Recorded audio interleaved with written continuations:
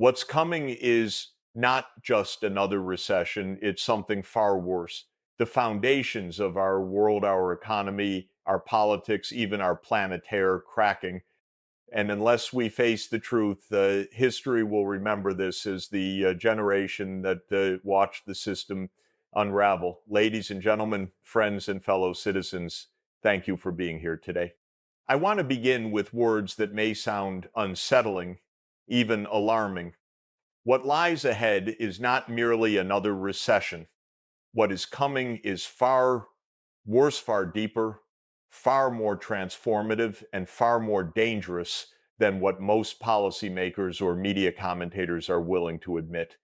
When people hear the word recession, they usually think of a temporary downturn to maybe 3 quarters of negative growth, a period of higher unemployment, some painful adjustments, then eventually a recovery. That is the familiar rhythm of modern economics: fall, then rise, pain, then healing. But what I must tell you today is this: what is unfolding is categorically different. This is not a passing storm that will clear with time. It is not another cycle that we will ride out and recover from. What is coming is a structural crisis and unraveling of the very foundations of our global system. Before we go any further, comment below where in the world you are watching from, and make sure to subscribe because tomorrow's story is one you don't want to miss. Let me be clear. We are entering an age defined not only by economic contraction, but also by political breakdown, global fragmentation, and ecological collapse. These forces are converging all at once in a way that I have not seen in my decades of studying and advising governments. Think about the 2008 financial crisis. That was painful. Millions lost jobs, millions lost homes, but it was ultimately managed. Governments and central banks had room to maneuver. They cut interest rates, bailed out the banks, printed money, and within a few years, the world economy was back on its feet. But now the situation is different, much different. The foundations of that system, the trust in governments, the stability of institutions, the cooperation among nations are eroding. We are patching leaks in a dam whose very structure is cracking. And I must warn you, if we continue to treat this crisis as just another recession, if we allow ourselves to be comforted by illusions that a few interest rate changes or stimulus checks will make everything better, we will miss the gravity of what is truly at stake. What do I mean by that? I mean that the systems we have relied upon: the financial system, the international order, the political structures of democracy, are all showing signs of strain, of fracture. And when those foundations collapse, the damage is not temporary, it is generational. In my career, I have worked with the United Nations, advised countries through economic collapse, war, and reconstruction. I have seen nations fall into chaos when leaders refuse to confront reality. And I see the same patterns emerging again, only this time on a global scale. Look around. Our economies are drowning in debt, yet we keep funneling trillions into speculation instead of sustainable growth. Inequality is hollowing out the middle class, leaving millions of Americans and billions worldwide questioning whether hard work still leads to a better life. Political polarization is tearing at the fabric of democracies while authoritarian movements gain ground. Meanwhile, the planet itself is sounding alarms record heat, devastating storms, failing harvests, yet we delay, we deny, we distract. This is not the story of a recession. This is the story of a system on the verge of collapse. And I do not say this lightly. I know the weight of these words, but I also know the danger of silence. If we comfort ourselves with illusions, if we let ourselves believe that the old playbook: interest rate cuts, stimulus checks, and political rhetoric will save us, then History will remember us as the generation that watched the world unravel. So I stand before you with both a warning and a challenge. A warning that the crisis ahead is deeper and more systemic than most realize, and a challenge to face this moment with honesty, clarity, and courage, because collapse is not inevitable, but denial will make it so. This is where our story begins. When Americans hear the word recession, they often imagine something familiar, almost predictable. A dip in GDP, a rise in unemployment, a few bad quarters, then, like the changing of seasons, the economy recovers. That is the pattern people are used to. Economists debate whether it will be a soft landing or a hard landing. The media asks whether the downturn will be mild or severe. Politicians reassure the public that the storm will pass. But this time, the debate itself is misguided. To call what is happening a recession is to miss the larger truth. It is not a storm in the weather cycle, it is climate change in the global economy. It is not a passing cold, it is organ failure. Let me put it plainly. A recession is temporary, a structural crisis is permanent until systems are rebuilt. And what we face today is a structural crisis. Think of 2008. That was technically a severe recession. And yes, it was painful. Millions lost jobs and homes, but the system survived because governments had tools. The Federal Reserve cut interest rates to near zero.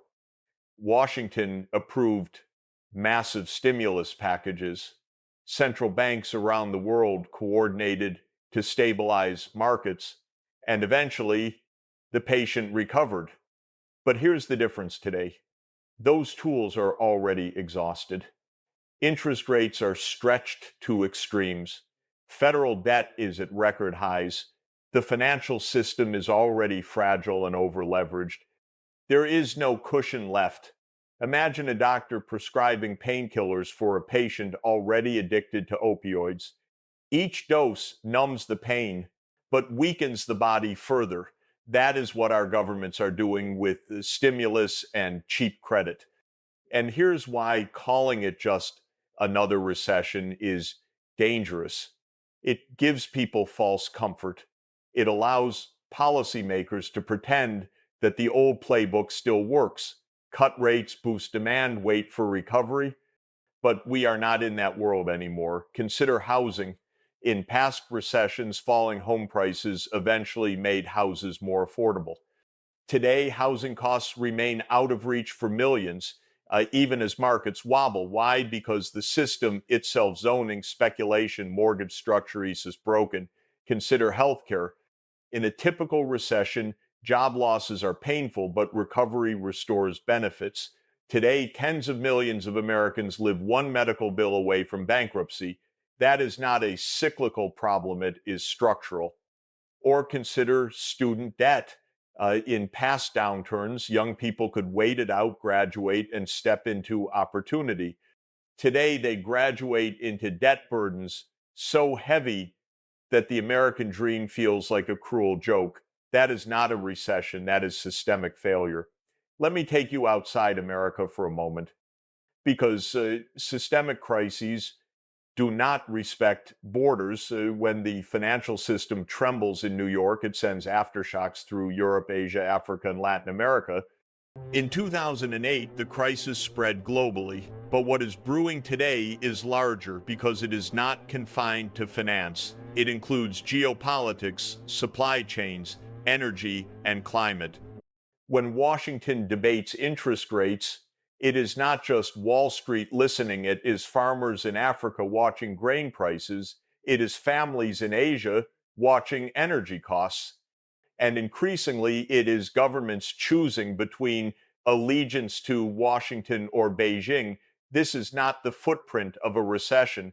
This is the architecture of a new world order under strain. I want you to imagine something. Imagine a homeowner who notices cracks in the walls. Instead of fixing the foundation, they just repaint the plaster.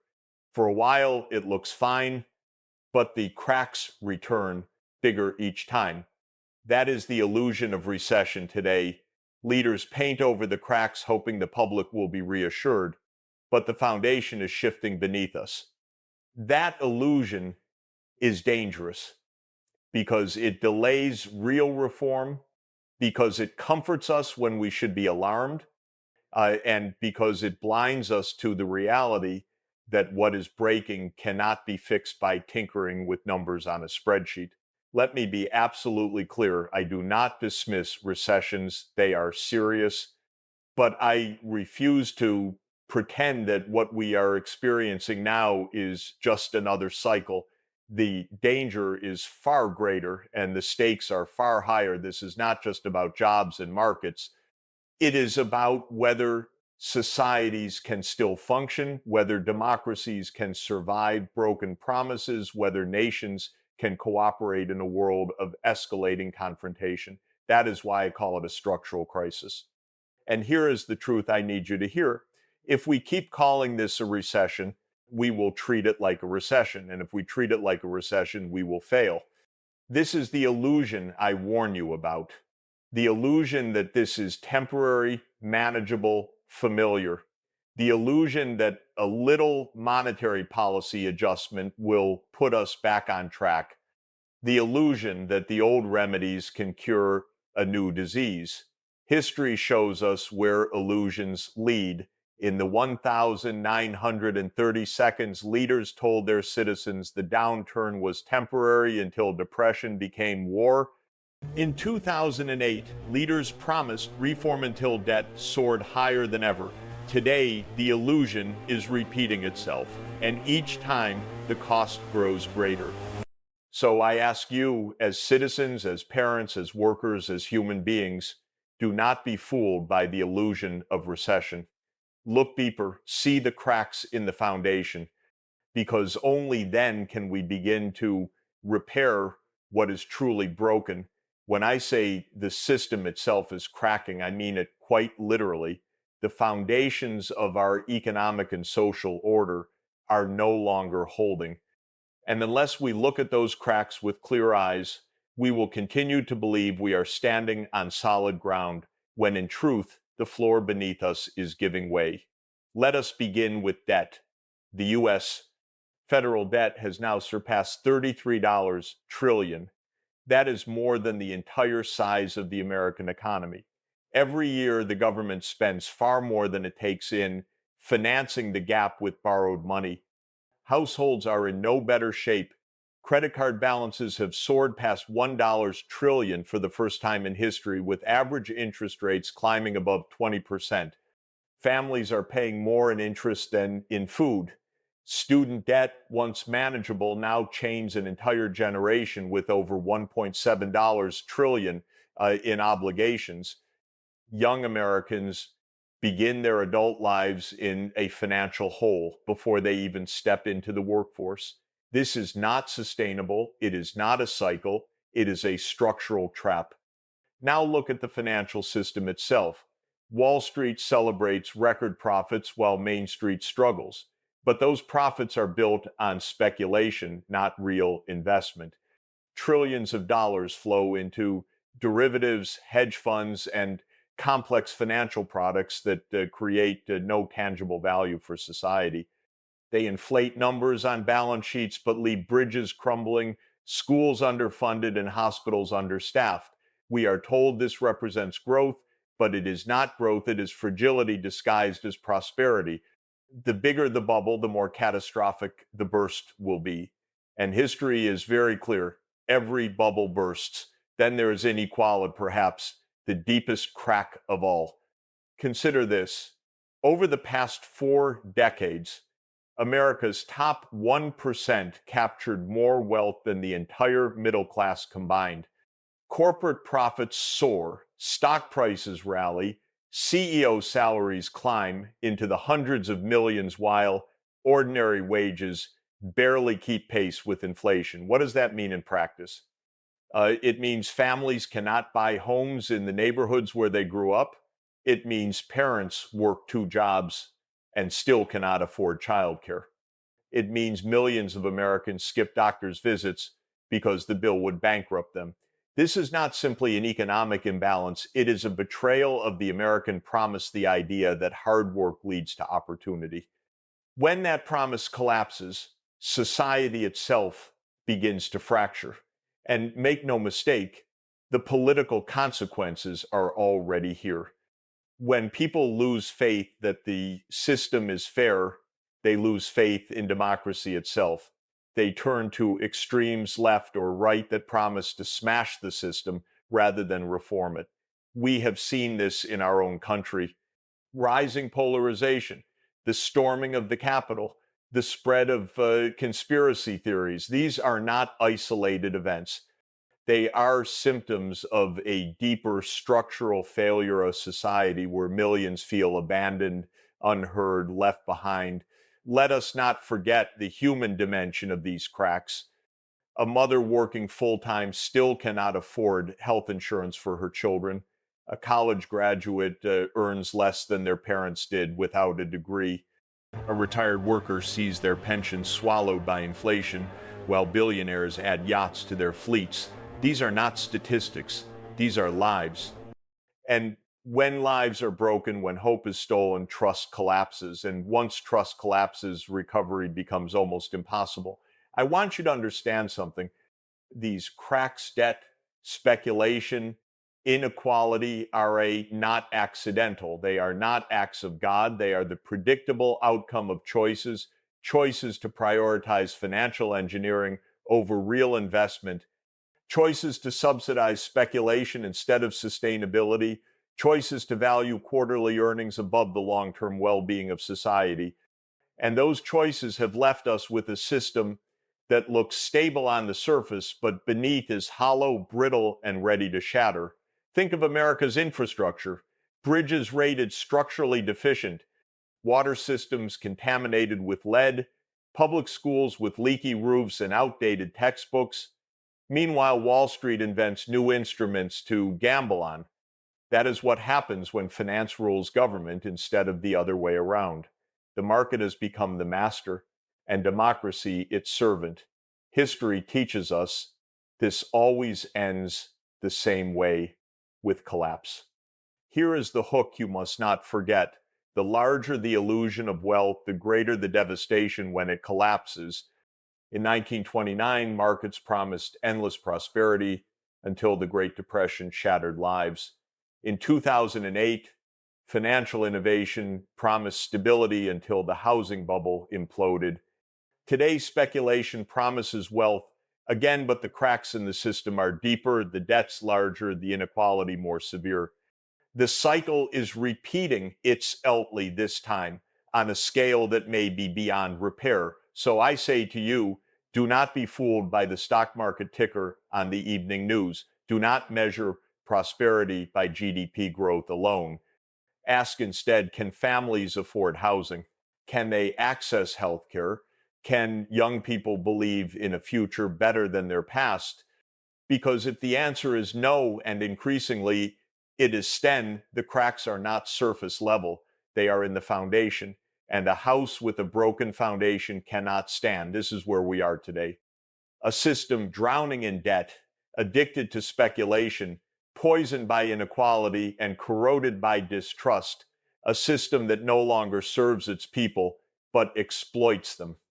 And unless we face these cracks honestly, unless we rebuild from the ground up, the collapse will not be a question of if but when.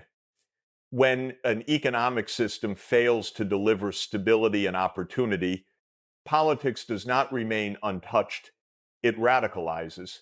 And when politics radicalizes, governance itself becomes paralyzed.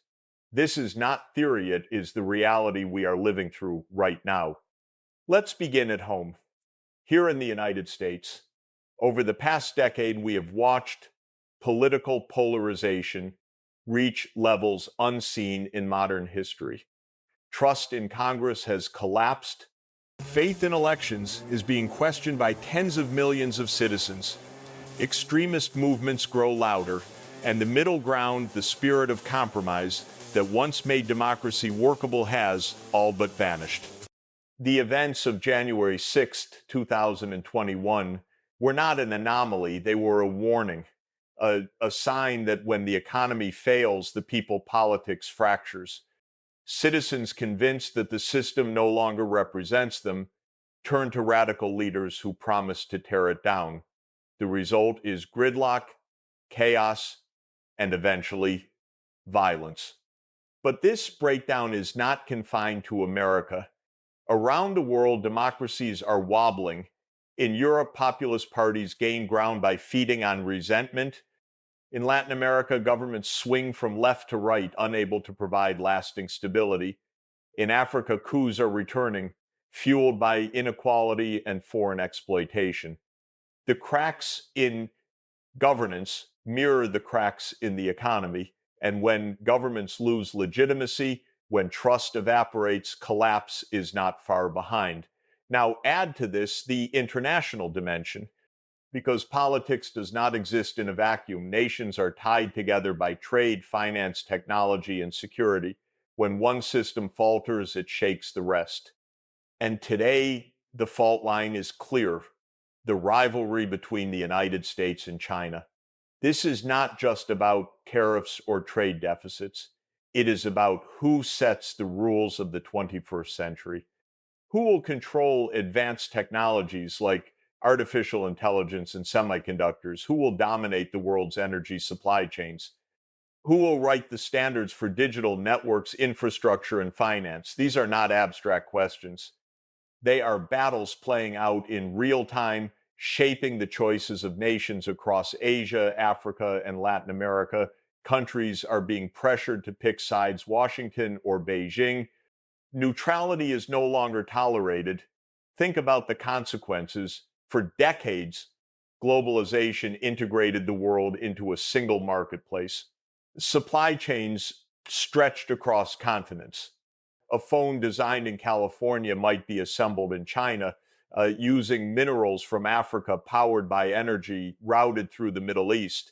Efficiency was maximized, costs were minimized, and the world economy grew. But now that integration is unraveling.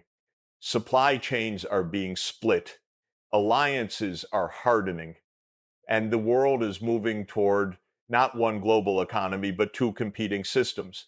Imagine a Cold War, but this time not ideological, this time material.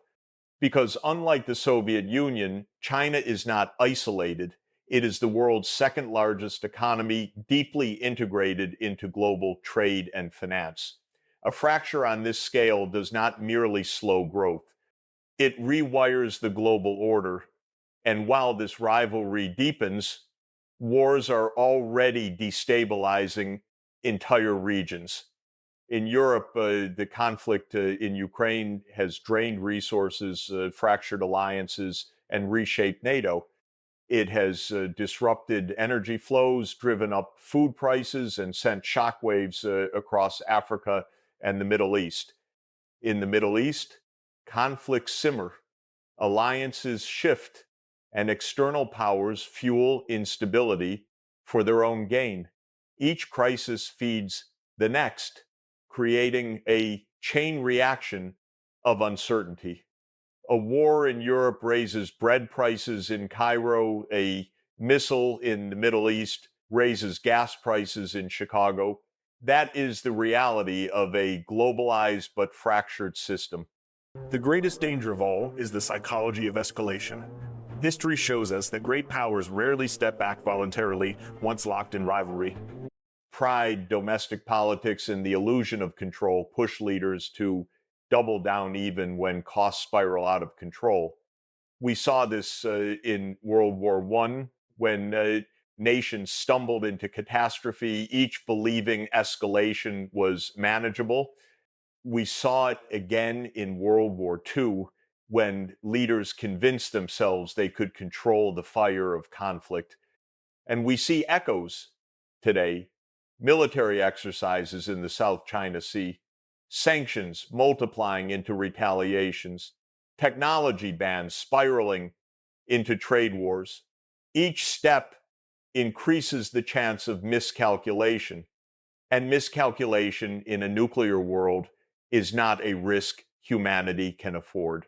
Here is what I want you to remember.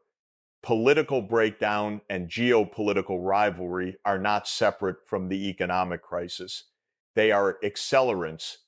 When politics radicalizes, reform becomes impossible. When nations decouple, costs rise and opportunities shrink. When wars erupt, resources are drained from health, education, and sustainability. Every dollar spent on confrontation is a dollar not spent on solving humanity's true challenges: climate change, pandemics, poverty. Every soldier deployed is a worker not building schools, hospitals, or clean energy systems. So, what is the outcome of this spiral? A world split into rival camps, a world where trust is replaced by suspicion, cooperation by confrontation, a world where democracy weakens under pressure while authoritarianism grows stronger. And let me be clear, this is not temporary noise.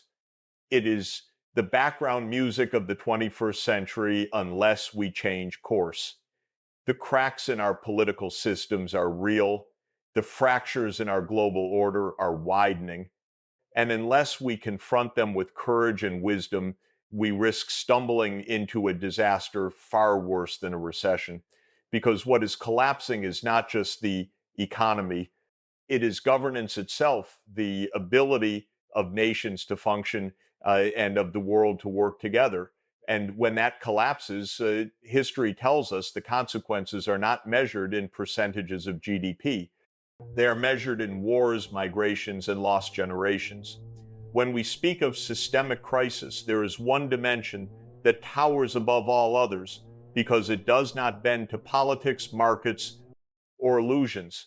That is the environment, the fragile system that sustains every economy, every society, every life. And today, that system is breaking down. For decades, scientists have warned of rising global temperatures, melting glaciers, and intensifying storms. Politicians nodded politely, issued statements, and then subsidized fossil fuels as if nothing were wrong. The result is that climate change is no longer a projection, it is our lived reality. Look at the United States. In California, wildfires now consume entire towns, destroying billions of dollars in property and displacing families year after year. In Florida, hurricanes arrive with unprecedented force, tearing apart communities and leaving insurers unwilling to cover the damage. In Texas, floods overwhelm cities, shutting down power grids and paralyzing industry. These are not isolated disasters. They are recurring events growing worse each year, with costs measured not only in dollars, but in lives lost and futures disrupted. Now expand the lens to the world. Droughts cripple farmers in Africa and South Asia, driving millions into hunger and migration. Floods devastate crops in Pakistan, leaving 1/3 of the country underwater. Heat waves in Europe kill thousands, while glaciers in the Himalayas' water sources for billions are shrinking at alarming rates. This is not just about weather, it is about survival. And when survival is threatened, societies destabilize. Hunger becomes protest. Water scarcity becomes conflict. Migration becomes political crisis. Consider food security. Global crop yields are already under pressure. Rising temperatures reduce harvest. Unstable rainfall patterns devastate planting cycles. Each disruption pushes food prices higher, and when food becomes unaffordable, governments collapse. History offers a sobering lesson. The Arab Spring began not only with political grievances, but with rising bread prices. When people cannot feed their families, they take to the streets. And when millions take to the streets, regimes fall. Now imagine that on a global scale. Then there is water, the most basic resource of life, and one we are treating as if it were infinite. But rivers are drying, aquifers depleting, and glaciers melting. Nations that once cooperated over water are moving toward confrontation. We already see disputes between India and Pakistan over the Indus River, between Ethiopia and Egypt over the Nile, across Central Asia, over shared reservoirs. Wars of the future may not be fought for oil, but for water. And those wars could make today's conflicts look minor in comparison. What makes the environmental crisis unique is its irreversibility. You can renegotiate a trade deal, you can restructure a financial system, but you cannot renegotiate with melting ice sheets. You cannot pass legislation to reverse ocean acidification overnight. Once thresholds are crossed, they cannot easily be undone once the thread of climate stability snaps, the unraveling accelerates. There is also the public health dimension. Rising temperatures expand the range of deadly diseases. Mosquito-borne illnesses like malaria and dengue are spreading into new regions. Air pollution from fossil fuels is already killing millions prematurely each year. Heat waves claim thousands of lives, disproportionately affecting the elderly and the vulnerable. This is not just an environmental issue, it is a global public health emergency unfolding in real time. And yet, leaders continue to tell us that technology alone will save us. Yes, renewable energy and carbon capture are essential, but technology is not a substitute for political will. We celebrate small victory solar panels installed, electric cars sold while fossil fuels are still subsidized at massive levels.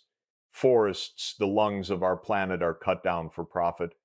Every year, the gap between what is needed and what is done grows wider. Here is the hook you must remember. Every dollar spent on confrontation is a dollar not spent on survival. Every submarine built is a hospital not funded. Every missile deployed is a wind farm postponed. Every sanction imposed is a school never constructed. Geopolitical rivalry does not just destabilize politics. It robs humanity of the very resources we need to endure, and the consequences will not stop at borders. Rising seas threaten to displace hundreds of millions of people. Where will they go? How will nations respond when their borders are tested not by thousands of migrants, but by millions seeking survival? Already, migration strains political systems in Europe and the United States. Imagine what will happen when entire coastal regions are forced to move inland. The polarization, the extremism, the xenophobia we see today will multiply exponentially. This is why I call the environment a time bomb, because it is ticking, and because once it detonates, it will not be gradual, it will be catastrophic. The economy can stumble and recover. Politics can fracture and be rebuilt, but if we destroy the planet's stability, there will be no recovery. I must say this with complete clarity. Climate breakdown is not a distant threat. It is here, it is happening, and it is accelerating.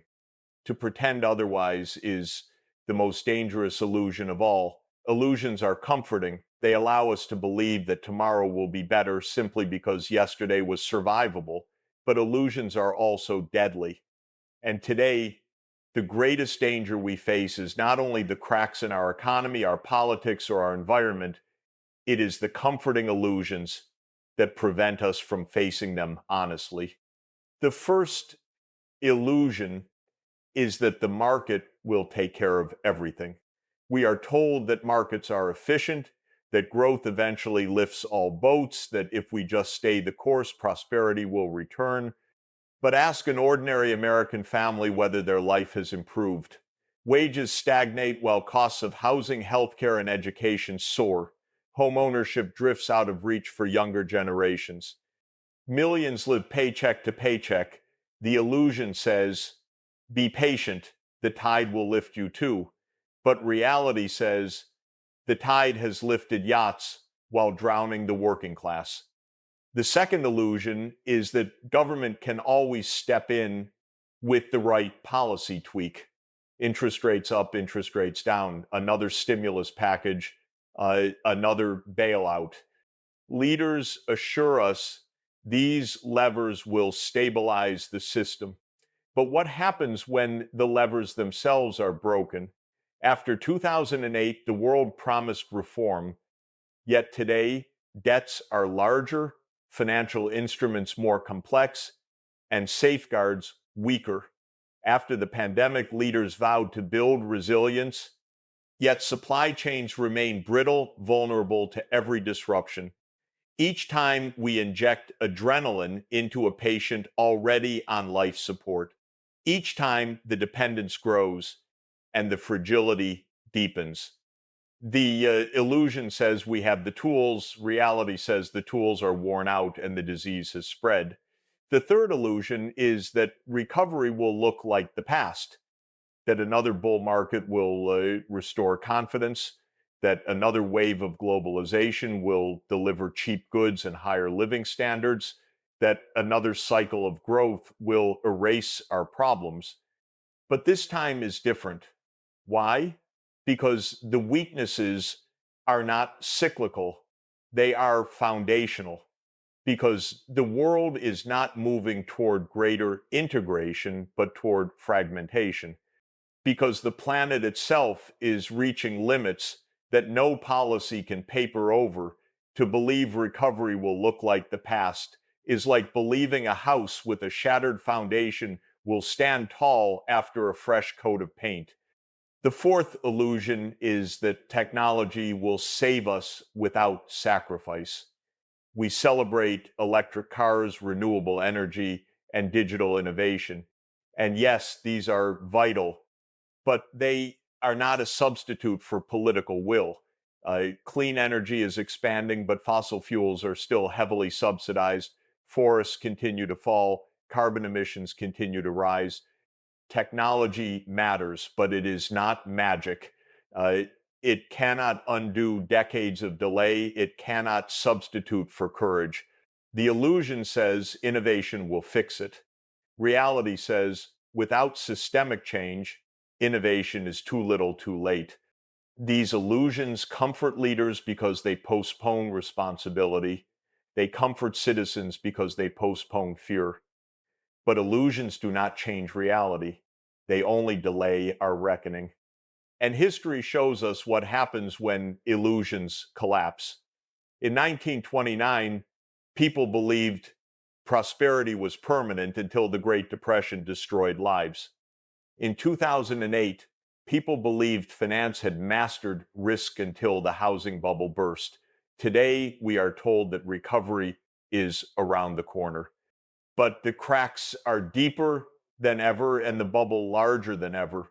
The bigger the illusion, the greater the devastation when it shatters. Here is the truth that should keep us awake at night. We are not asking whether the bubble will burst. We are asking how much damage it will do when it inevitably does. And when it does, it will not be measured in market losses alone. It will be measured in trust, in stability, in legitimacy. Because once trust collapses, once people stop believing in the system, no amount of money printing or rate cutting can restore it. Let me speak personally. I have spent decades working with the governments and international institutions. I have seen nations collapse under the weight of broken promises. And I see the same dynamic now, only bigger, broader, and more dangerous. A government that promises stability but delivers only debt loses legitimacy. A market that promises prosperity but delivers inequality loses credibility. An international system that promises peace but delivers endless confrontation loses authority. When illusions collapse, they take trust with them. And when trust collapses, the system itself cannot stand. So let us strip away the illusions. Let us tell the truth plainly. The market will not fix inequality on its own. Government cannot paper over systemic failure with temporary patches. Recovery will not look like the past. Technology cannot substitute for courage. The sooner we accept these truths, the sooner we can begin the hard work of rebuilding. This is the collapse we must prepare for, not the collapse of markets, but the collapse of illusions. And Paradoxically, it is only when those illusions collapse that true change becomes possible. Because once the comfort is gone, once denial is no longer possible, then and only then will we have the clarity and the courage to act.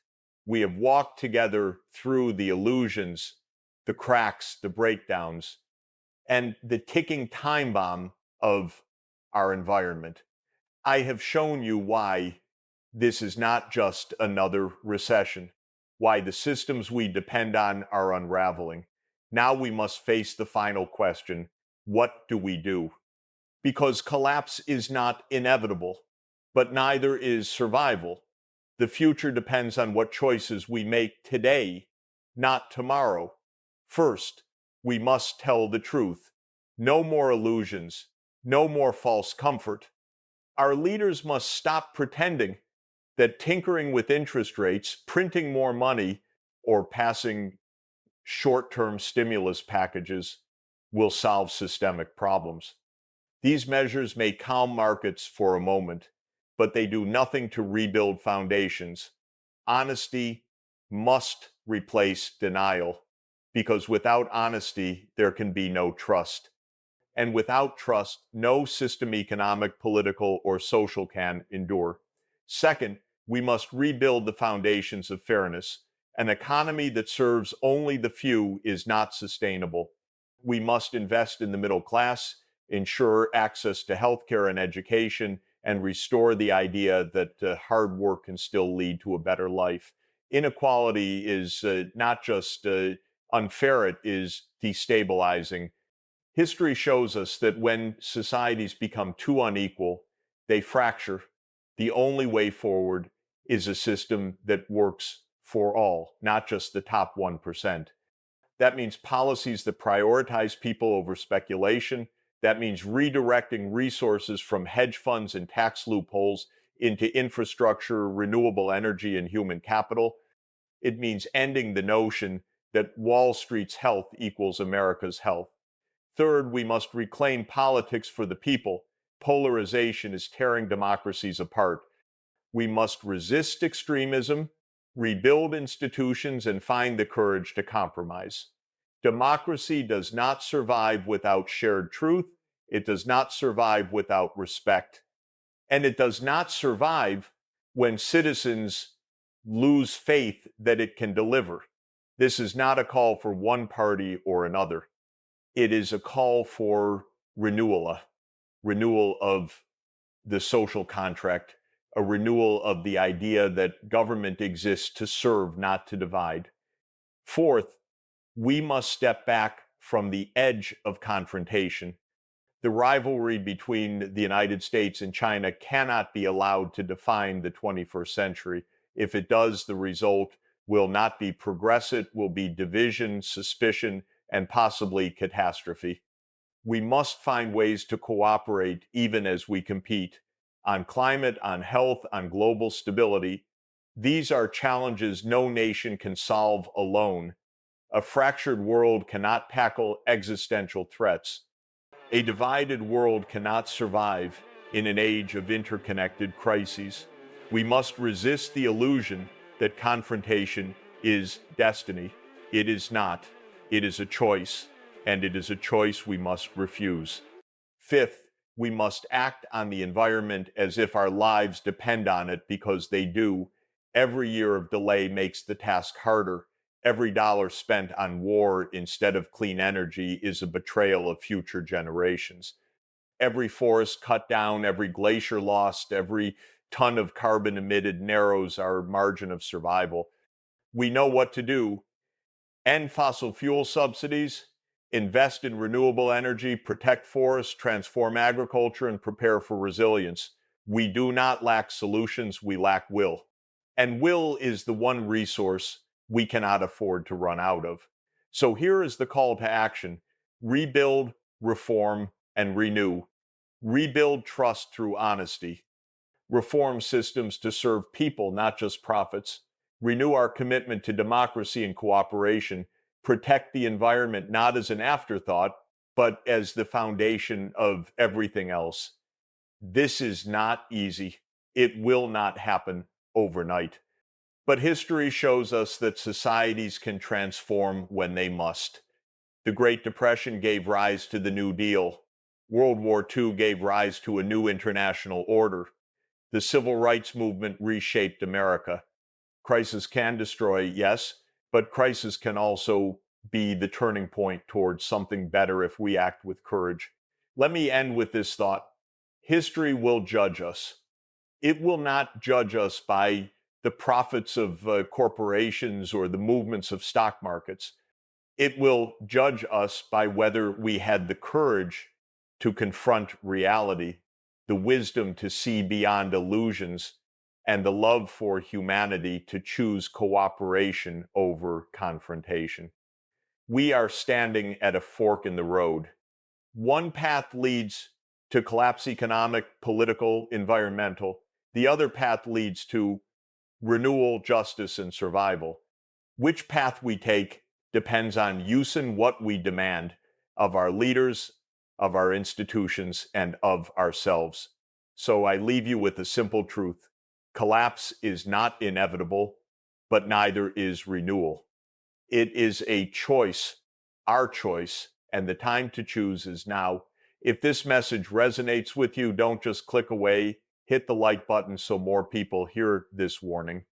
Leave a comment below. Do you believe the next crisis will force change, or will we fall deeper into illusions? I want to hear your thoughts. Share this video with friends and family, because the more we talk about these issues, the more we can prepare and demand real change. And if you haven't yet, hit subscribe and turn on notifications. Tomorrow's story is one you don't want to miss. What do you think is the biggest illusion holding our society back today? Is it the belief that markets will always recover, that governments will fix everything, or that technology alone will save us? Tell me your answer in the comments, because your perspective could help someone else see the truth more clearly. In our next episode, we'll uncover how one hidden force is silently reshaping the global economy and why almost no one is talking about it.